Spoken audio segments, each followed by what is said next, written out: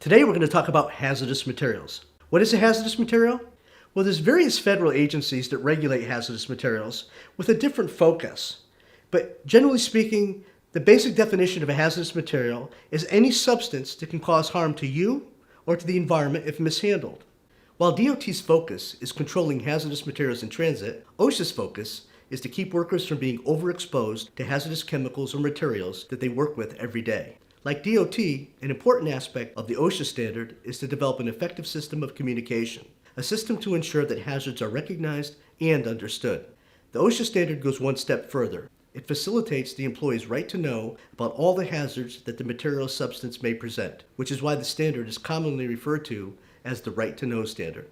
OSHA has recently adopted the Global Harmonized System of Hazard Communication, or GHS for short. This requires every manufacturer or supplier of hazardous materials in every country to use the same basic format for communicating important safety information. The safety data sheet is the cornerstone of a hazard communication program. There are 16 different sections on the safety data sheet, which we will review later. Safety data sheets are available for every hazardous material or product that Fleet Pride carries, and every employee has a right of easy access to them. One of the most important things about safety data sheet is now OSHA, by adopting the Global Harmonized System of Communication, has created a standard format for safety data sheets, so all the information that you need is always going to be in the same place. One of the most important parts of this training is learning how to recognize a hazardous material, because if you don't know it's a hazardous material, you're not going to be able to take the proper precautions. Well, this training is important to make sure that you are safe, but you're following the right rules and procedures to make sure others are safe as well. You might say, well, what does DOT transportation have to do with me? I work in a warehouse or I work in a retail store. Well, it has everything to do with you, because when you're handling that package, if you didn't do the right job and you have the wrong information on that shipping paper, the consequences could be pretty serious. When you're handling materials, if you mishandle them, you might damage the container, and the integrity of the container might be at risk. When you take a material off a truck, load it into inventory, back from inventory to the shipping stations and back out to the truck, if you damage that container in every way or you mishandle it, that could result in a leak. The right to know law is very important because this gives you, the employee, every right to know about the hazardous chemicals or properties you're working with. It wasn't always that way. Decades ago, people were asked to work with a product with no knowledge of what it could do to you, what harm it might present. You have every opportunity now to find out what you're working with and every opportunity to make sure that you're working with it safely. At Fleet Pride, you're going to realize that there's literally thousands of chemicals and products that are considered hazardous. But thankfully, you don't have to memorize them. We've set up a system called hazard communication, a system that allows us to identify what is hazardous. Hazard communication is just that. It's communicating the hazards. The safety data sheet is the tool that we use to communicate hazards to all of our employees. As we previously mentioned, there are a number of different federal agencies that regulate hazardous materials, and they all have their own training requirements. What we have done is we've combined all the requirements into one cohesive training program to try to make it easier for you.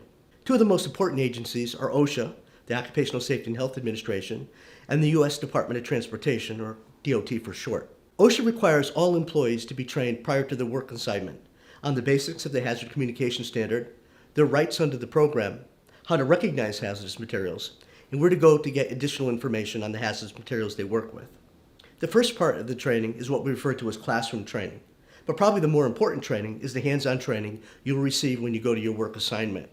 This is where your supervisor or manager will go over with you the specific properties of the hazardous materials you're going to be handling and the safe precautions you must follow. OSHA requires employers to retrain their employees anytime there's a significant change in the type of chemicals or materials they're handling, if there's been any change in the regulations, or in Fleet Pride's program. DOT requires every hazmat employee to be trained in 4 basic areas. And what's a hazmat employee?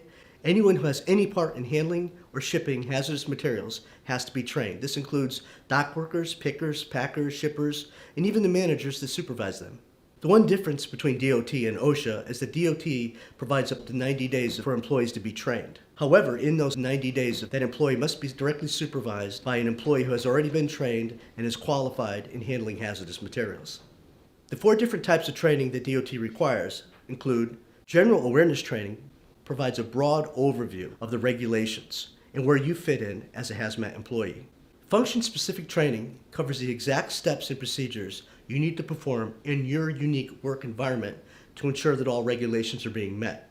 Different employees have different duties, and so they have different function-specific requirements. This all comes together to ensure that we have a complete and effective system. In the past, we were only concerned about accidents involving hazardous materials. Unfortunately, following the events of 9/11 and the issues with terrorism, we have to be very sure that hazardous materials don't fall into the wrong hands. It is for this reason that the DOT has developed specific training requirements for security, measures that employees must follow to make sure that these materials are properly handled, stored, and secured. The DOT also requires hazmat safety training. However, they recognize OSHA's hazard communication training. So if you've gone through the HAZCOM training for OSHA, there's no need to repeat the training for DOT. In addition to the 4 general types of training that the DOT requires, there are very specific and very important topics that must be covered. The first is labeling, a system of labels and markings that identify a material as hazardous while specifying the primary hazard of that material. There are 9 different DOT classes of hazardous material, which we will learn about later. Each one has distinguishing colors and symbols so that they can be easily identified. Placarding, a form of labeling, but for larger containers including vehicles such as trailers or cargo tanks. This provides the same basic information as a label, but which is visible from greater distances, so that emergency responders can identify the hazard without having to get too close. There are very specific requirements when placards must be used. It is the responsibility of the shipper to provide these placards when necessary. Packaging. The integrity of a shipping container plays a critical role in ensuring the safe handling and transport of hazardous materials. For this reason, the DOT specifies the level of hazard of a given material by a term called packing group. The packing group determines the type and construction of the container that material must be placed in. Shipping papers are what tells everyone what hazardous materials are included in a particular shipment. Shippers are required to identify and declare hazardous materials by first looking through the DOT hazardous material tables. DOT has very specific requirements on how that information must be listed on the hazardous material shipping paper.